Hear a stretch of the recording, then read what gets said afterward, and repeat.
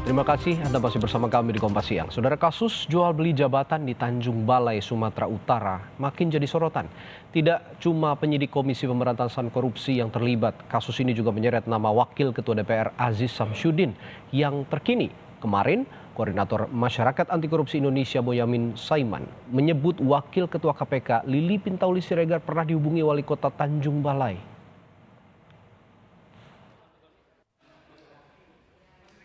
Kasus dugaan jual beli jabatan dan dugaan suap kepada penyidik Komisi Pemberantasan Korupsi oleh Wali Kota Tanjung Balai M. Syahrial makin jadi sorotan publik.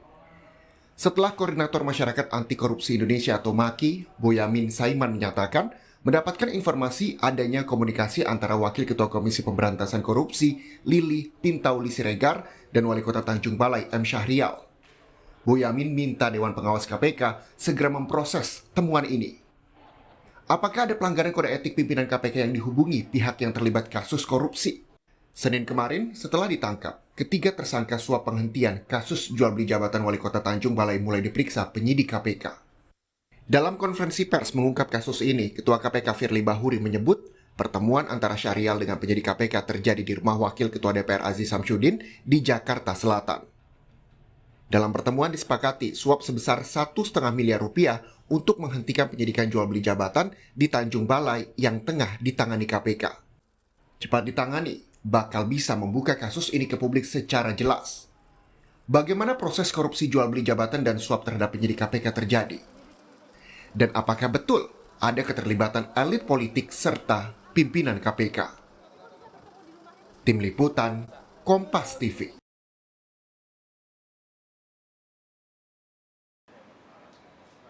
Kejaksaan Negeri Buleleng Rabu siang resmi menahan 7 dari 8 ASN tersangka kasus korupsi hibah dana pemulihan ekonomi nasional. 7 tersangka yang ditahan yakni Made SN, Nyoman AW, Putu S, IGAMA, KDW, dan Putu B. Sedangkan Nyoman GG masih dalam keadaan sakit. Penahanan dilakukan untuk mempercepat proses hukum lanjutan serta menghindari kemungkinan para tersangka menghilangkan barang bukti. Seluruh tersangka yang ditahan dititipkan di rumah tahanan Polres Buleleng dan Rutan Polsek Sawan Buleleng.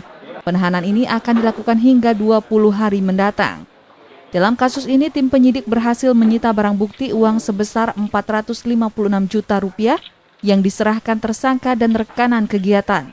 Barang bukti ini akan bertambah, pasalnya masih terdapat rekanan pihak ketiga yang belum menyerahkan barang bukti. Pemeriksaan tersebut, tim penyidik berpendapat perlu dilakukan penahanan. Oleh sebab itu, mulai hari ini, Rabu tanggal 17 Februari, para tersangka kami tahan. Adapun alasan tim penyidik untuk melakukan penahanan karena ada kekhawatiran para tersangka akan menghilangkan barang bukti. Selain itu, juga untuk mempercepat proses penuntutan. Ada satu tersangka bernama Nyoman G tidak bisa hadir karena berdasarkan surat keterangan dokter yang bersangkutan sakit. Tim penyidik juga sudah melakukan penyitaan uang dari para tersangka sejumlah 456 juta. Ini uangnya. Dan ini pun masih bisa bertambah. Tardiana Rayana, Kompas Dewata.